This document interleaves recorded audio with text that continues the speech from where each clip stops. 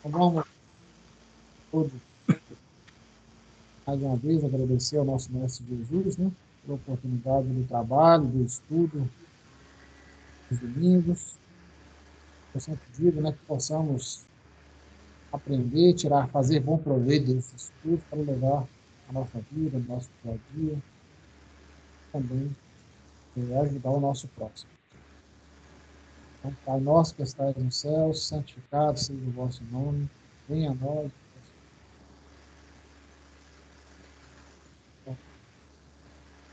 nosso, nosso,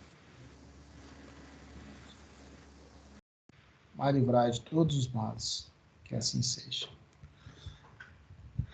Então vamos lá, Calazans. Então, vamos lá. A continuidade do estudo, né, vai ser o capítulo 17, né, efeitos físicos. Mecanismo de medianidade. Fica à vontade. Que consta dos seguintes itens, né? Simbiose espirituais, médium teleguiado, dificuldade do intercâmbio, médiuns e assistentes, lei do campo mental e o futuro dos fenômenos físicos. Eu quero iniciar, primeiramente, dando uma conceituação, né, sobre simbiose. Que a simbiose pode ser definida como uma associação a longo prazo entre dois organismos de espécies diferentes, seja esta relação benéfica para ambos os indivíduos ou não. E aí eu coloquei 3 exemplos, né? Uma relação animal com animal, é o búfalo e o passarinho pica-boi de bico vermelho, né? E há uma convivência ali e o búfalo é beneficiado e o passarinho também com alimento, né? E aí ele tira também os bichos que estão no costado do búfalo. Mesmo caso das abelhas, que polinizam as plantas, né? E que aí é de um animal, né, para uma planta. E o último, os líquens, né, que é fungos e algas, né? Que aí são planta e planta. Então, é o tipo que há um benefício, ambos, mais ou menos, né? Às vezes um é mais beneficiado do que o outro, mas há uma associação ali, né? Benéfica. E aí vem a conceituação da simbiose espiritual, que significa conexão entre dois espíritos ou duas mentes espirituais, né? A expressão simbiose espiritual reflete uma relação íntima e contínua entre duas ou mais entidades no plano espiritual, caracterizada por interdependência e influência mútua. Esse conceito é frequentemente abordado em contextos religiosos, né, e espirituais, especialmente dentro da doutrina espírita. No espiritismo, a simbiose espiritual pode manifestar-se de diversas formas, né? Desde as associações benéficas até processos obsessivos prejudiciais. Uma forma grave de obsessão é descrita como uma associação duradoura entre dois seres, na qual um depende do outro e acredita que essa relação traz benefícios mútuos, né? Então, isso é só para ter uma conceituação de simbiose. E o texto começa, né, com o André Luiz colocando: compreende-se que toda criatura se movimenta no seio das emanações que lhes são peculiares. Intuitivamente perceberemos os processos simbióticos, né, dentro dos quais efetua a influenciação das inteligências desencarnadas, que tomam alguém para instrumento de suas manifestações. Muitas vezes essa ou aquela individualidade, ao reencarnar, traz nos próprios passos a companhia invisível dessa ou daquela entidade, da qual se mostra mais intensamente associada em tarefas e dívidas diferentes. Então, pode ser algo benéfico, como pode ser algo, né, que causa mal, como nos processos obsessivos. Então, harmonizadas na mesma onda mental, agem qual hipnotizador e hipnotizado, né, em processo de ajustamento. O ambiente mental vibratório de cada um de nós, né, serve para que as entidades se sintonizem com aqueles que são semelhantes, afinidades com aqueles que têm os mesmos gostos, as mesmas inclinações. E esses processos acontecem tanto no plano espiritual, como também no nosso mundo material, entre encarnados, né? Lembro em Evolução em Dois Mundos, na primeira parte, no capítulo 14, cujo título é Simbiose Espiritual. O André Luiz vai trazer para a gente, né, sobre a simbiose das mentes, né? Diz ele, a mente encarnada entrega-se inconscientemente ao domínio do desencarnado, que passa a controlá-lo. Quando isso ocorre, o desencarnado subtrai vitalidade num processo que pode durar largo tempo, né? Então, André Luiz aí explica o mecanismo da simbiose mental, né? E no texto mesmo, lá, ele faz uma analogia com o que ocorre, por exemplo, com as orquídeas e quando associadas a cogumelos invasores e com alguns animais, como os protozoários, esponjas e moluscos, né? Quando invadidos por algas que se alojam no plasma de suas células. Então, é um processo similar, acontece também nesses casos, né? A mente desencarnada, ainda insegura, no além-túmulo, diz ele, né? Pode se aproveitar da receptividade do encarnado que lhe chora a perda, colando-se a ela por intermédio de emanações perispirituais lançadas sobre o encarnado. Então, a pessoa desencarnou e lá no plano espiritual ainda quer manter esses contatos, essas ligações aqui com os que estão encarnados. Né? Então, nessa simbiose, nessa tentativa dessa mente desencarnada de ter esse contato aí, pode trazer né, situações complicadas para o pessoal que está aqui, tanto para ele também, né? E aí vai formar-se o quê? Um quadro de efetivo de manifestação de mediúnica danosa, né? É muito difícil de ser diagnosticada por parte da medicina terrena.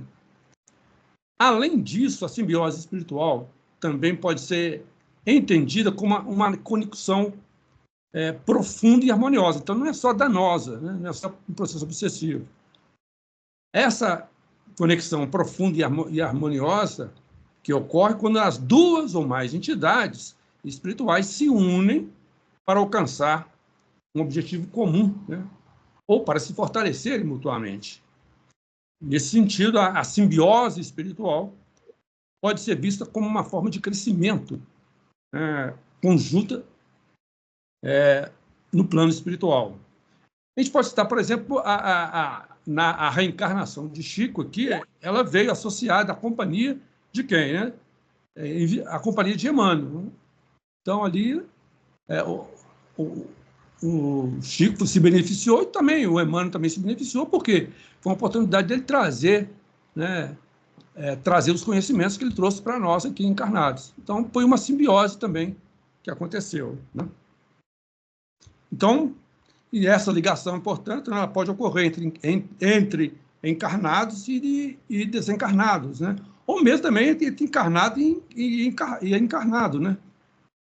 Por exemplo, se eu gosto de determinado prática esportiva, eu vou procurar aqueles que também têm essa mesma vontade, né? Também que gostam dessa mesma prática.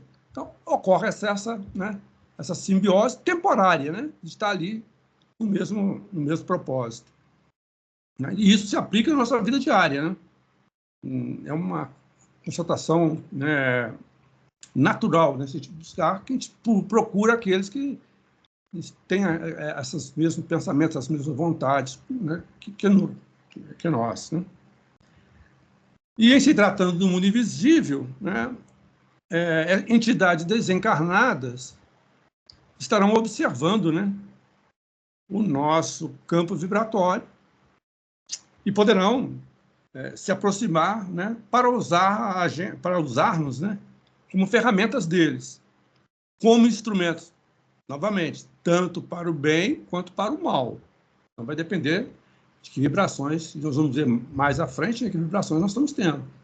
E aí eu gosto de lembrar muito Paulo, né? E quando ele fala para a gente sobre, né, está em Hebreus 12, 1, 2, quando ele disse, portanto, também vós, uma vez que estamos rodeados por tão grande nuvem de testemunhas, livremos de tudo que nos atrapalha, né? E diz ele, e do pecado que nos envolve, e corramos com perseverança a corrida que nos é proposta, né? Aí diz, tendo os olhos fitos em Jesus, o autor e consumador de nossa fé. Então, nós estamos rodeados dessa nuvem de testemunho que está nos observando. Então, vão se aproximar de nós, né, aqueles que sentem alguma afinidade conosco, né, e com tudo, né, tanto as coisas boas como as coisas ruins, né. E aí, muitas vezes, nesses processos obsessivos, por exemplo, fica próximo tentando encontrar um momento de chegar e nos atingir, né. Então, até o Emmanuel mesmo coloca, né, que cada existência humana é sempre um valioso dia de luta, né? Generoso degrau para a nossa ascensão infinita. E em qualquer permanência que nós permanecemos, né, a criatura está cercada por uma enorme legião de testemunhas.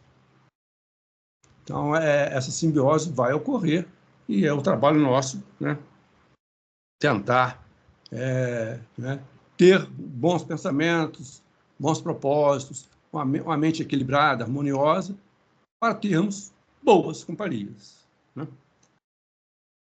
E aí ele coloca até no texto também, o André Luiz, né, que muitas vezes aquela entidade, ao reencarnar, traz nos próprios passos a companhia invisível. O que ele está dizendo, né, que acontece que a pessoa, né, ao reencarnar, né, ela pode já estar, logo no início, estar acompanhada, né, dessas companhias. No caso, por exemplo, no caso do obsessor, né, um espírito infeliz, sofredor, e que, às vezes, vai querer entrar, né, vai querer nos atormentar, cobrar as nossas dívidas do passado. Como também bons espíritos, querendo nos auxiliar, nos ajudar. Então, a gente já vem, por isso que ele fala, a gente já vem com essa companhia invisível dessa daquela entidade, né? Intensamente associada a tarefas e dívidas. Tarefas quando vai, né, algo para o bem, e as dívidas, processos de resgate nossos. Algum comentário? Antes de passar para o próximo slide. Por enquanto, tranquilo. Ok. Bem, aí ele continua, né? Eu trouxe aqui um comentário que está também em Evolução em Dois Mundos, na primeira parte, no capítulo 14. Esse mesmo capítulo que eu citei anteriormente, que falou sobre a simbiose espiritual. Ele fala da ancianidade da simbiose espiritual. Então, o André Luiz traz para a gente que a simbiose espiritual permanece entre os homens desde as eras mais remotas, né, em multifários processos de mediunismo, consciente ou inconsciente. Diz ele que os chamados mortos se aglutinam, em grande parte, ao habitat dos chamados vivos, onde nós estamos, primeiramente dentro do lar, né, mas em todos os lugares que nós frequentamos, partilhando-lhes a existência, a absorver-lhes parcialmente a vitalidade. Isso quando está nesse processo obsessivo de sugar. Aliás, quando a conduta nossa está pautada nas viciações, né, bebidas alcoólicas, sensações inferiores, eles vão aproveitar, né? Principalmente nas viciações, droga, né? Então, também vai querer extrair de nós, né, essa vitalidade. E ele prossegue até que os próprios espíritos encarnados, com a força do seu próprio trabalho no estudo edificante e nas virtudes vividas, lhes ofereçam material para mais amplas meditações, pelas quais se habilita a necessária transformação. Então, a mente desencarnada, né, ela permanece agregada ao corpo encarnado, geralmente por um longo tempo, né, entrosada fisicamente no hospedeiro. E vai utilizar o quê? Vai utilizar recursos magnéticos para subjugar, para tentar extrair essa vitalidade aí que o André Luiz coloca para a gente no livro Evolução em Dois Mundos, né? atuando para a gente em cima dos nossos pensamentos, né? Que são acolhidos pela vítima como se fossem seus de propósito. Então, fazer um trabalho mental em cima de nós, e a gente até confunde, né? Esse pensamento é meu ou não, né? Então, essa simbiose, essa ligação. Para evitar isso, né? A doutrina espírita recomenda o quê? Vigiar e orar, a prática do vigiar e orar, né? Enfatizando a importância de manter a mente ocupada com assuntos de conteúdo elevados, né? De conteúdo moral e intelectual edificante. Né? E além de dedicar-se, principalmente, não à prática a prática do bem, né? Que é uma maneira também de evitar esse assédio tão ostensivo em cima de nós. Então, essas ações elevam o nosso estado vibratório, né, nosso, a gente torna-se menos suscetível às influências espirituais indesejadas.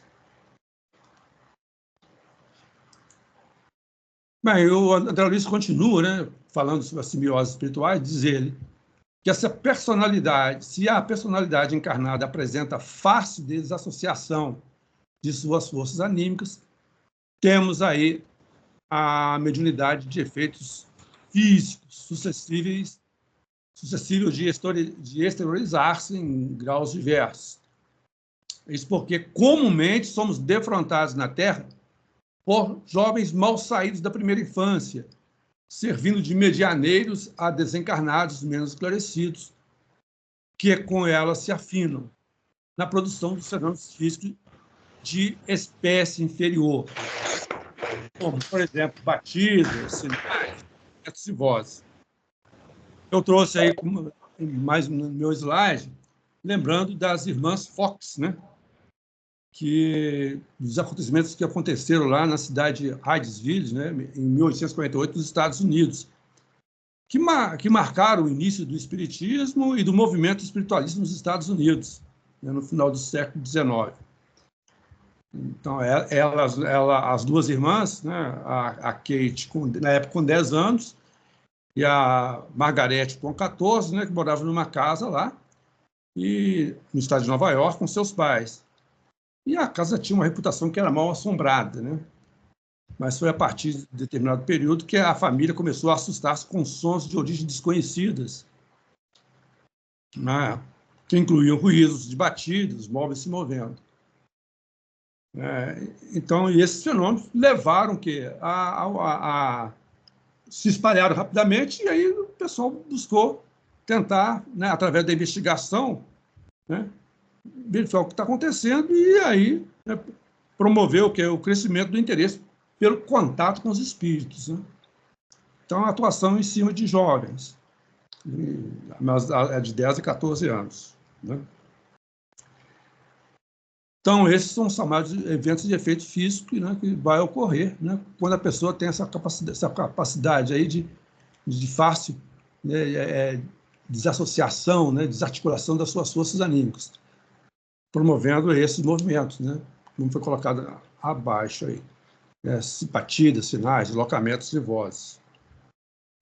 E aí a pessoa não sabe que causa que é, né, a pessoa nem sabe, né, que tem essas forças anímicas, né, que estão atuando. Vê as coisas acontecendo. Né? Então, somente com essas investigações, a gente pode verificar que aí está sendo uma atuação, normalmente, de espíritos menos esclarecidos. Né? Espíritos evoluídos não vão utilizar-se, né, dessas produções, desses fenômenos de espécie inferior. É o que foi colocado para nós. Comentários? Ô, Calazans, uma simbiose que nós não podemos deixar de esquecer é a de Paulo de Tarso. O Paulo, todas as vezes que ele está lá nos livros dele, né? Todas as vezes que ele saía para visitar uma determinada cidade, um espírito inimigo dele ia na frente e preparava o campo para ele ser preso, para acontecer um monte de coisa errada com ele. E numa dessas situações, ele pede a Jesus que tirasse o espinho da carne dele, porque ficaria muito mais fácil o trabalho. E a resposta para ele é que ele precisava manter o espinho na carne para ele poder levar adiante o trabalho que ele se propôs.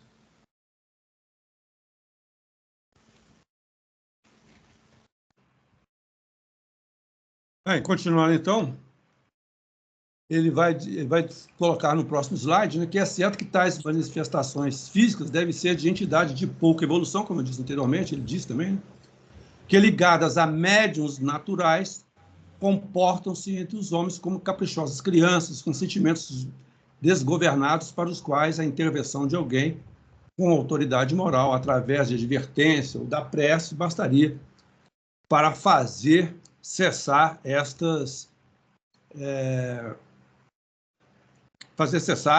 manifestações. E aí, a gente vamos lembrar, né, quando ele fala de ligados a médios naturais, a classificação que é colocada no livro dos médios, né, no item 160, né, que os médios facultativos, né, eles têm consciência de sua faculdade e produzem os fenômenos por ato da própria vontade. Já os médiums involuntários ou naturais, como é citado aqui no texto do André Luiz, né, eles não têm consciência dessa faculdade.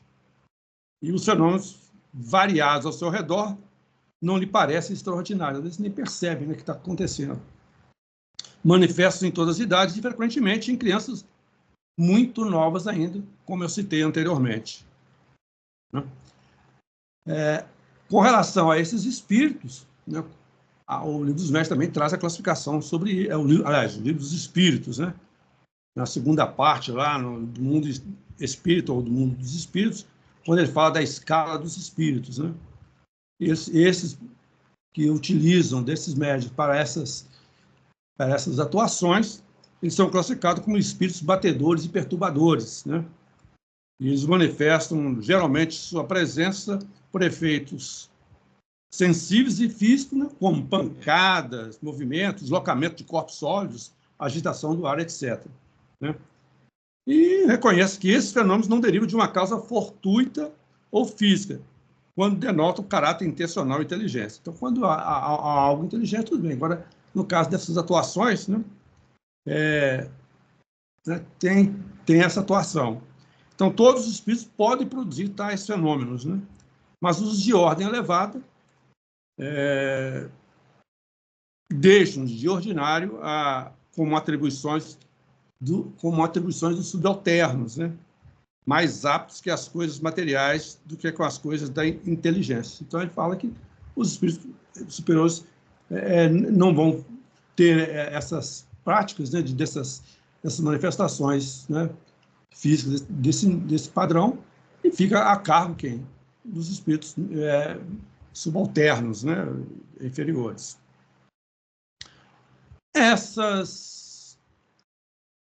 Ele continua aqui, né, o André Luiz, colocando que a eclosão dessas manifestações mediúnicas podem ocorrer em qualquer idade física e independe de fatores culturais, de inteligência ou do aprimoramento da alma, pois liga-se a fatores positivamente mecânicos, como a demonstração de força e equilíbrio de um ginasta qualquer com treinamento adequado apresenta variações. Então, ele compara, né, que as pessoas podem, tal como um ginasta ali, que nas suas apresentações tem que treinar bastante para fazer, aqueles também que conseguem, né, ter esse treino, pode fazer essas...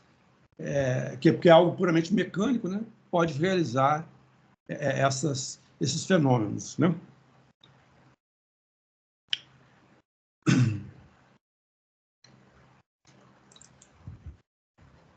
Continuando, o André Luiz coloca que quando o encarnado tem facilidade de desassociação das forças anímicas, ele está habilitado ao fornecimento do ectoplasma, que é utilizado pelos espíritos para a produção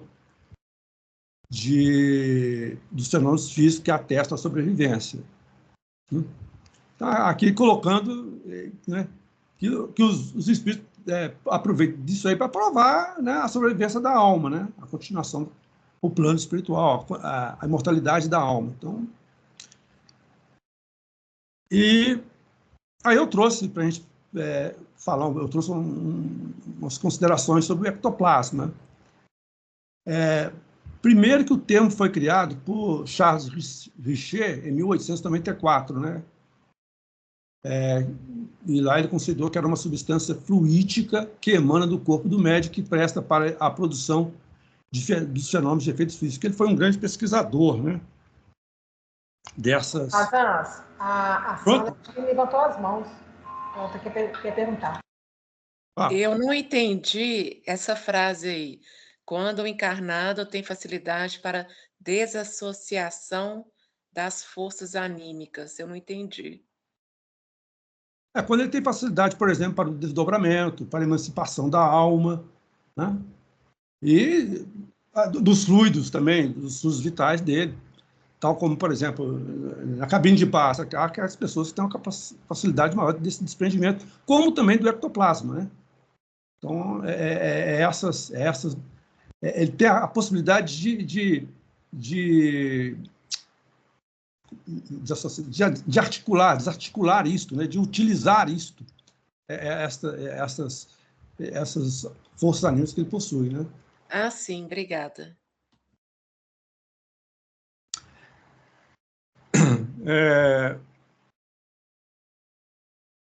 Continuando, então, no livro dos médiuns, né, também ele vai trazer... Aí, cabe uma observação aqui. Então, foi em 1894 que o Richer criou esse termo, né, ectoplasma. Porque Kardec não fala de ectoplasma, né, porque não era um termo que era utilizado na época, né? Foi criado depois. E a gente observa isso no livro dos médiuns, no capítulo 5, número 98. Quando ele diz, com efeito, é necessário que entre o espírito e o médium influenciado exista certa afinidade, certa analogia, em suma, certa semelhança capaz de permitir que a parte expansiva do fluido perispirítico, que aí, né, seria o ectoplasma, era o termo que ele usou na época, fluido perispirítico, do encarnado se misture, se una, se combine com o do espírito que queira fazer um transporte. Então, ele falou nas manifestações de transporte como é feito, segundo o entendimento de Kardec, como consta dos livros dos médiuns lá. Então, fluido perispirítico lá é o ectoplasma. E, posteriormente, referindo-se em particular às características e propriedades do hoje chamado ectoplasma, né, ele denominou em A Gênesis, no capítulo 14, nos itens 35 e 36, como fluido perispirítico ou, segundo os outros tradutores, fluido perispiritual. Então, foram os termos que Kardec usou, e como ele falou do ectoplasma lá, né, trazendo essas pequenas informações para nós, né? Lembrando também que o André Luiz, no livro Nos Domínios da Mediunidade, vai dar uma conceituação também do que seja o ectoplasma, né? E ele coloca, é uma pasta, ele observando, né, durante uma reunião lá de materialização, ele disse que era uma pasta flexível, maneira de geleia viscosa e semilíquida, que emana por todos os poros e orifícios naturais, particularmente da boca, narinas, ouvidos, além do tórax e as extremidades dos dedos do médium. Então, essa conceituação. Um comentário?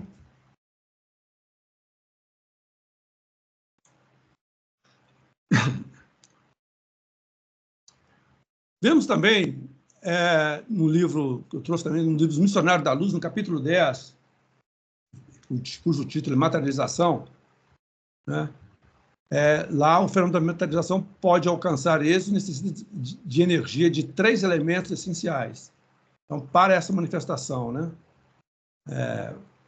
de materialização, primeiro, as energias sutis, que são emanadas dos espíritos orientadores. Segundo, as energias do médium, né, o ectoplasma, e eventualmente de outros participantes da reunião. Mais à frente nós vamos falar sobre isso, né? como os assistentes, por exemplo. Então, aqui o ectoplasma do médium é tratado pelo orientador espiritual, né, lá como força nervosa, né, fluindo abundantemente, qual neblina espessa e leitosa, sendo matéria plástica profundamente sensível às nossas criações mentais. Então, a gente pode dar forma, a gente vai ver mais à frente também, que às vezes, utilizando da mente do próprio médium, ele pode criar ali, né, fazer essas criações com essa matéria plástica, né? E terceiro, que é as energias colhidas da natureza terrestre, né? Águas, plantas, etc. Aliás, no livro Espírito, Perispírito e Alma, do Hernani Guimarães Andrade, né? Ele propõe a existência, né, dos seguintes tipos de ectoplasma, que seria o ectoplasma mineral, o ectoplasma vegetal e o ectoplasma animal, e também, né, o humano.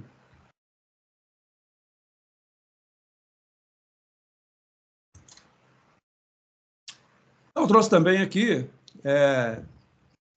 como informação, né, com relação a essas manifestações, do livro Lições de Sabedoria, da doutora Marlene Rossi Severino Nobre, né? Marlene Nobre, ela já faleceu já em 2015, e foi uma palestrante, e no início até, quando ela foi estudar medicina, estudou lá em Uberaba, e aí teve contato com Chico Xavier, e fez amizade com ele, né? Ela escreveu um livro nessas Lições de Sabedoria, e na 15ª parte, né, com o título Chico Xavier, Ponte entre Mundos, no capítulo 99, ela trouxe umas considerações, né, com relação à participação do Chico, né? E ele participou no início dessas manifestações de efeitos físicos. Diz ela, né, que Chico estava num pequeno quarto, recostado numa poltrona. Ao entrar em transe, dentro de poucos minutos, uma intensa luz começa a jorrar, inundando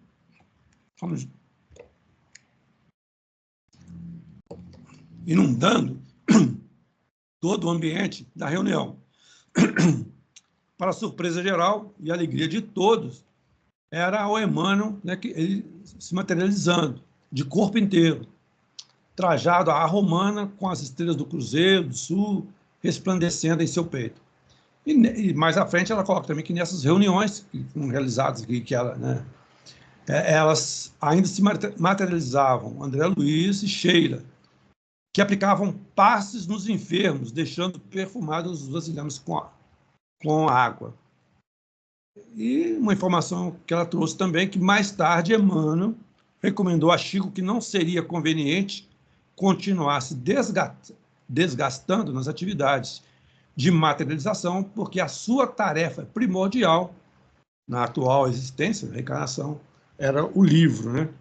E Chico, disciplinado, né, como ele era, deixou de participar dessas reuniões. E essas reuniões, né, ocorriam muitas vezes lá em Uberaba e em Pedro Leopoldo, né? E alguma delas a doutora Marlene pôde presenciar. Comentários? Vamos em frente. Ele continua com relação ao médium teleguiado, né? Se a criatura deseja cooperar na obra do esclarecimento humano, recebe do plano espiritual um guarda vigilante, né?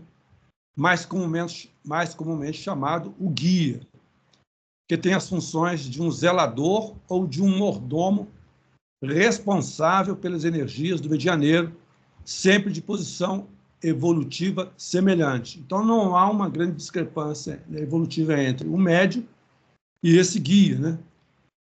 que vai zelar, né, para a boa utilização dessas energias do médium.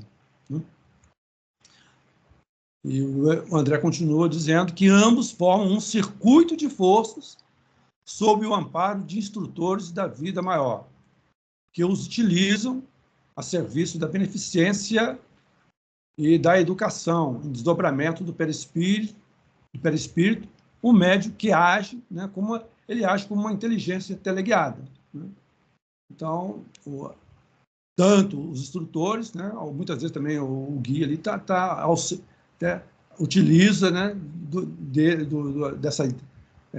do médium para esses efeitos, né? Então, é como se fosse essa inteligência teleguiada, né, guiando à distância. Daí, nasce a possibilidade da constituição do ciclo de estudo das ocorrências de materialização com os fenômenos de telecinesia, a começarem nos RAPs, né, que são os barulhos, né, e a culminarem com a ectoplasmia visível, então, materialização visível. Então, o espírito da guia, né, não precisa ser um espírito muito evoluído, né? Ele pode ser um pouco mais esclarecido, né? E tem o compromisso para o bem. Tem que lembrar aí quando há esse direcionamento do médium, pela sua conduta, pelos seus propósitos, de fazer essa mutilação para o bem, né? Vai ter esse amparo. Esse espírito vai guiá-lo, né? Que vai, como diz, fazer essa supervisão, esse controle, né, da mediunidade do médium. E muitas vezes esse processo pode ficar mais intenso, né, numa relação tão profunda entre o espírito e o médium, que o médium, muitas vezes, ele pode até sair do corpo físico, né, se desdobrar e controlar o corpo à distância, né?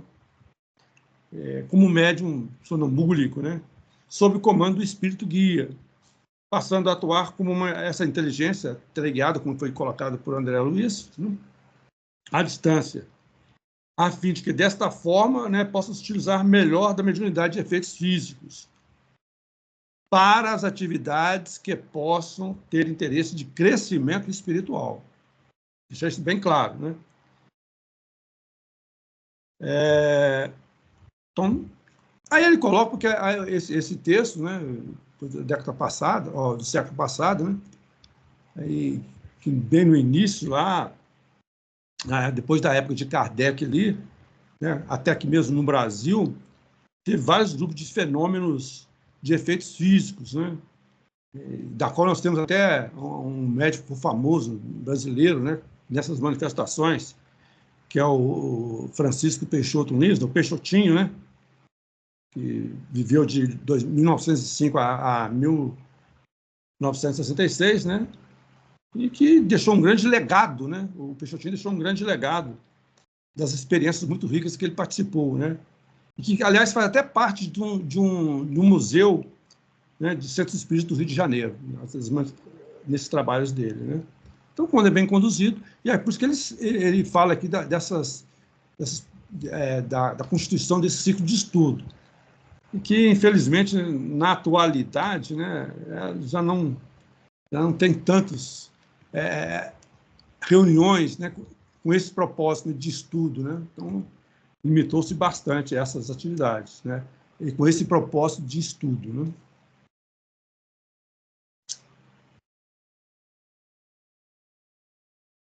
Algum comentário? Calazans, no caso aí, você falou, você fez um comentário que hoje em dia não tem acontecido mais assim, esses fenômenos, né? Não, tal como naquela época, né? Pode ter, que possa ter grupo, sim. A gente não tem, eu, por exemplo, não tenho conhecimento, né? Estou falando, mas assim, a gente vê aqui na literatura que a gente não vê, né? Assim, tal como era na época de Kardec ali, logo depois, né? No período que depois da morte dele ali, né? Inclusive até no Brasil, como coloca, né? Então, diminuir isso aí, porque mais à frente a gente vai ver a dificuldade de criar um grupo para esse propósito, né? A dificuldade nesse intercâmbio, né? Veja bem, se numa reunião mediúnica nossa, né, de comunicação, a gente tem esses requisitos para que ocorra uma boa reunião mediúnica, né, com toda a equipe ali, muito mais os cuidados que se deve ter com uma reunião de efeitos físicos, né? Pode provocar, a gente vai ver mais à frente, danos sérios, né? Então, está mexendo com energias, né? Com o ectoplasma, por exemplo, e pode ter problemas sérios nessas reuniões. Mas naquela época, né, Carlos, eu acho que se fazia necessário, né, acho que tinha mais médios, existia mais médios de efeito físico naquela época, talvez para demonstrar mesmo, né, vamos falar assim, para o mundo, né, para a Terra, que o mundo espiritual é real, né, cara? Então tinha muitas reuniões desse tipo para poder realmente demonstrar. Eu acho que, feito isso, acho que a espiritualidade entendeu que não há mais necessidade dessas demonstrações. Tipo assim, já é fato. Então agora precisa. Pode continuar. Eu acho que nós precisamos agora desenvolver o nosso, eu diria nem intelecto, seria mais o estudo mesmo da doutrina, compreender as coisas, né? Acho que talvez agora, acho que a intenção seja outra, né?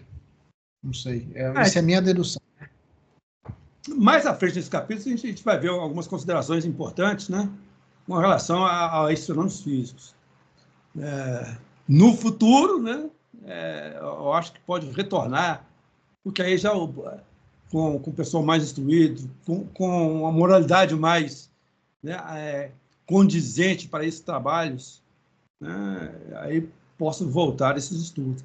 Hoje, talvez, os pesquisadores estão voltados uma outra área, não tanto para essa área de efeitos físicos, que eu saiba. Pode ser que eu esteja enganado. Talvez o Vicente aí possa ter um conhecimento maior sobre dessas atividades que tem de estudo dos efeitos físicos, né? Mas eu não tenho. Né? O que eu tenho é o que eu busco nas leituras. Né? Então, não tenho conhecimento. Né? Mas eu acho que eu tenho um amigo que foi o pai dele, falou que já participou dessas reuniões de materialização, né? Aí ele comenta que nessas reuniões, tipo assim, às vezes materializava lá um pé de cana, algumas coisas que materializava dentro da sala, sabe?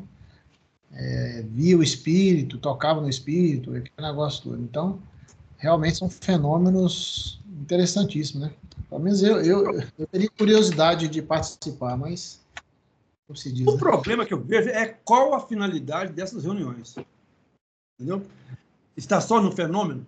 Como também acontece com as reuniões mediúnicas. Tem gente que participa só pelo fenômeno em si, de ver o espírito se manifestando, mas que traga, né, um benefício moral, intelectual para aqueles participantes, muitas vezes não é esse o propósito, né? Só quer ver o fenômeno. É o que você falou no início, Calazan. Por exemplo, lá na época de Kardec, foi necessário surgir aqueles fenômenos todos para despertar a atenção, e foi ele que levou Kardec a começar a desenvolver a ciência espírita, né?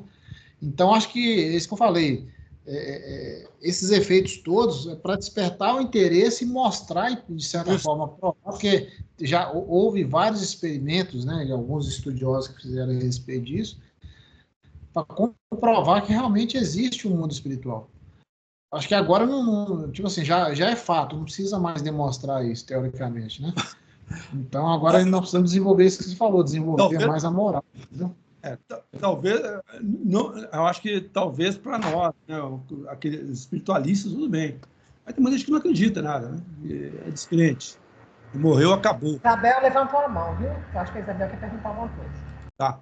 E lembrando aqui, lá no Rio de Janeiro tem uma casa, Frei Luiz, né? Frei Luiz, que lá também, até o médico que era responsável até disse que diminuíram. É o Paulo Frutuoso. Paulo Frutuoso.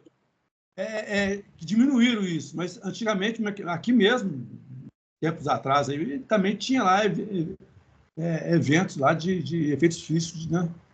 Já usavam lá, que, se não me engano, a casa fica um local até privilegiado, perto de uma mata, né? Dentro de uma mata. Então, mas ele mesmo narra, eu ouvi uma palestra dele lá, complicador, né? Um dia chegou lá com todos os móveis quebrados lá do centro espírita. Então, é algo, tem que ter cuidado para lidar com isso, né? E tem que buscar ter um bom propósito para essas reuniões. Paulo, pode falar. Deixa o Vicente falar primeiro, era eu que ia falar, mas pode falar, Vicente. Não, fala aí, Isabel, depois eu falo. Calazans. Não, é que eu ia falar o seguinte, que eu acho que o Paulo não está na nossa reunião, tá? Acho que ele A Isabel quer falar depois disso. que a gente não tem a mesma necessidade de antes, aí eu concordo, mas eu acho que muita gente ainda tem necessidade desses efeitos, né? E, inclusive, eu lembrei do ano passado, acho que o pessoal deve lembrar disso, estava tirando foto lá do terceiro andar, do atendimento dos animais, e apareceu na foto uma mulher que eu tenho certeza que ela não estava ali, né? Então, a explicação que eu vejo para isso, assim, qual que é o efeito moral? Às vezes não é nem efeito moral, mas tem tanta gente assim, eu só acredito vendo. Então, às vezes, ainda é necessário, até para os médiums mesmo que estão ali estudando, que estão ali na casa, até mesmo para isso, né, para acreditar realmente que isso existe, de fato, né? Eu te lembro até. Pode falar. A gente lembra até Jesus, né? Que o pessoal procurava Jesus lá em busca de sinais, né? Então, é do ser humano, quer sinais, quer comprovações de algo, mas a reforma íntima, a reforma moral não busca, né? Na realidade, o ectoplasma, ele não deixou de ser usado nas reuniões. Ele continua sendo usado. Você pega uma quarta-feira, por exemplo, lá na Casa Espírita, lá na Maria Francisca, a quantidade de ectoplasma que se usa nos trabalhos ali é imenso, né? Então, a questão é o seguinte, os efeitos físicos que eram gerados antigamente, porque quando você faz uma materialização, por exemplo, de um determinado espírito, o quantitativo de energia animal que é retirado do médium e da própria natureza para que se dê a materialização, ela é muito grande. E, às vezes, a energia que se usava apenas para gerar um fenômeno, ele hoje é usado para uma cirurgia a nível espiritual, a recomposição perispirítica. Então, a finalidade dele mudou, né? A Isabel citou aí, nós temos lá na casa, no Maria Francisca, a gente tem lá uns 3 médiuns lá, que eles, quando eles juntam os 3, então a quantidade de ectoplasma que acaba, vamos dizer assim, sendo, né, extraída deles é um quantitativo muito grande. E isso realmente pode fazer com que algum espírito, no caso de uma fotografia e tal, ele possa materializar aqueles espíritos que estavam aqui. No caso da Isabel, por que ela filmou e apareceu o espírito? Porque ela também é médium de ectoplasmia. Se ela não fosse médium de ectoplasmia, no momento em que ela bate a foto, ela não conseguiria a materialização na máquina. Então, por isso que ela conseguiu, porque ela também é médium de ectoplasma. Só para esclarecer. Ô, Vicente, e quem são esses 3 médiuns? Não, eu não posso falar. Ué, mas se você começa, agora termina. Não posso falar, quem não. começou, meu Deus? Já acabou de falar um aí, ué. Eu só citei Isabel aí, mas os outros eu prefiro não citar, não. Esse comentário que hoje, né, é usada essa ectoplasmia sem que percebamos, ia falar mais adiante, né? Mas foi bom ter antecipado já. Porque às vezes é na nossa casa mesmo, né? Eles aproveitam esse ectoplasma para certos eventos que nem sabe o que está acontecendo, né? Então. Calazans, inclusive para recompor o perispírito de alguns espíritos que são levados para lá. Porque às vezes a gente acha que ele é usado apenas para tratamento nosso, humano, né, de encarnados, não. Eles usam o ectoplasma também para recompor. Você pega, por exemplo, um espírito que às vezes ele foi assassinado e que ele não consegue, por exemplo, sair daquela situação, ele tomou um tiro, ele na cabeça, por exemplo, e ele não consegue sair daquela situação. Quando ele chega lá no centro, que às vezes a gente fala com ele, ó, você está no hospital, né, eles vão fazer uma cirurgia em você. Então, o primeiro passo é levar a informação para ele. E eles usam o ectoplasma também para recompor essas peças perispiríticas danificadas. Eu vou até antecipar o que eu ia falar, mas... Desculpa aí, viu, se eu te atrapalho. Não, é você... Não, que isso. Mas, por exemplo, né, a gente está procurando uma chave e a chave some dentro de casa. Pode ser os espíritos atuando ali, usando o ectoplasma de algum médium dentro da casa ou próximo, né, para esconder a chave, que às vezes a gente não podia. É melhor a gente não sair daquele momento de carro, né? Então, evitar um mal maior. Tá? É só um exemplo, né, que é citado. Então, às vezes, há essas atuações sem a gente perceber. Né? Isso, inclusive, comigo já aconteceu algumas vezes, viu? Por isso que eu não reclamo quando... Cadê a chave? Cadê a chave? Calma. É a hora certa de sair de casa. Então, não sei. A atuação do plano espiritual é muito grande. A gente não tem... Nós temos pouco entendimento sobre isso, né? De compreensão, inclusive. Bem, mais à frente ele fala das dificuldades do intercâmbio. Né?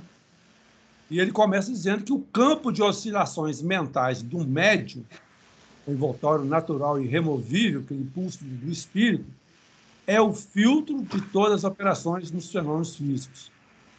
Incorporam-se a esse envoltório porções de ectoplasmas dos assistentes, aliados a outros recursos da natureza, como eu acabei falando anteriormente, aí, o próprio André Luiz também citou isso, né?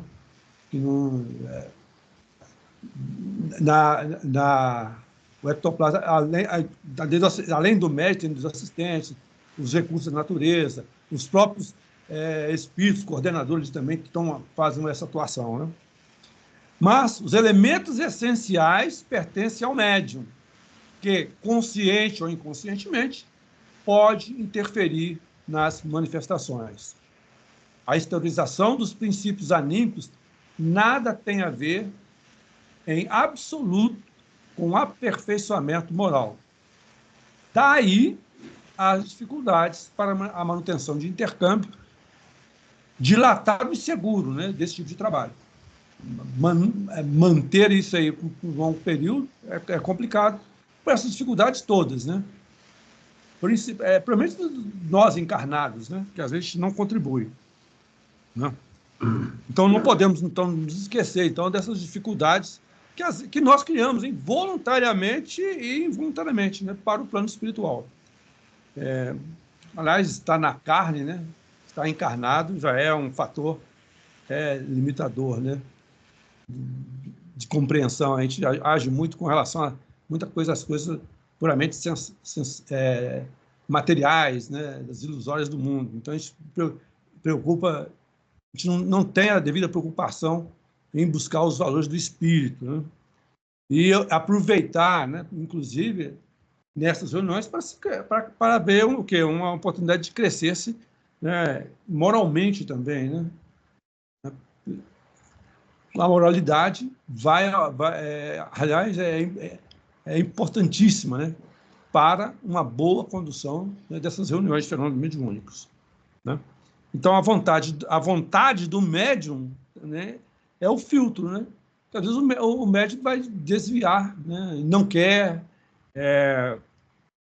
né, ou não tem os devidos cuidados. Então, tem que ter essa vontade de querer, né, ser um bom instrumento, né, para essas atividades. E além disso, né, Calazans, a questão do médio de efeitos físicos, ou médio de ectoplasmia, é que esse médio ele teria que ter muito mais vigilância do que o médio comum. Porque ele passa a ser o quê? Ele é vamos dizer assim, grande parte dos espíritos que têm conhecimento sobre o uso dessa energia e que eles sabem manipular, então eles passam a acompanhar e a buscar, né, o auxílio desses médios nos trabalhos que eles vão realizar. Que não tem nada a ver com os trabalhos que são feitos dentro das casas espíritas, mas que são feitos extra casa espírita. E, inclusive, para promover algum fenômeno e tudo mais. Bem, 19 horas, se eu for iniciar agora aqui, eu vou cortar, né, o desenvolvimento do próximo slide, né? Então, se alguém quiser fazer algum comentário, eu acho que semana que vem eu continuo. Quem quer comentar alguma coisa? Acrescentar? E também lembrando, Calazans, que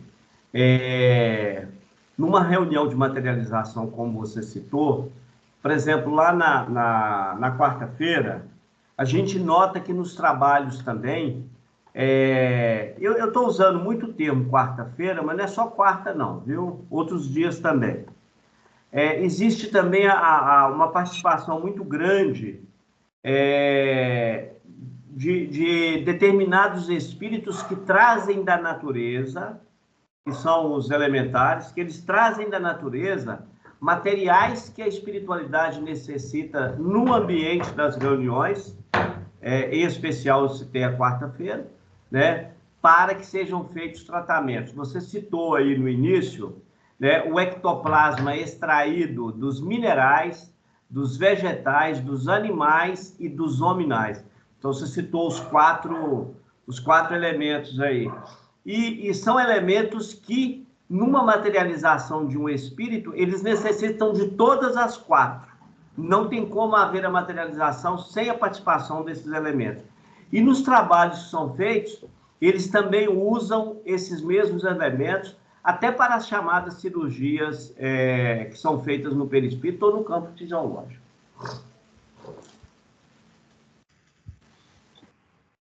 Mais alguma coisa, pessoal? Podemos encerrar, então? Na semana que vem a gente continua. Vou pedir a Patrícia fazer a oração final para nós, Patrícia, por gentileza.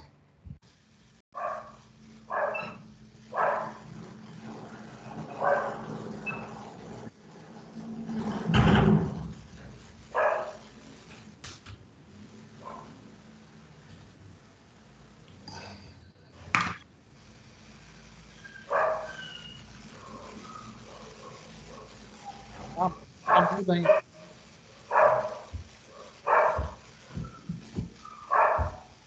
Esqueci que eu estava com o gravador. O quê? Então, vou repetir. Vamos fechar os nossos olhos e agradecer por esses momentos tão benéficos de compartilhamento de boas energias no nosso aprendizado, para que a gente possa cada dia mais contribuir com o trabalho de Cristo através de nossas ações, dos nossos pensamentos, dos nossos fluidos, que emanam em todas as direções do planeta, do universo, e que todos conspirem em nome da paz, do amor e da construção do bem. Assim seja. Assim seja, pessoal. E até o próximo domingo, se Deus quiser.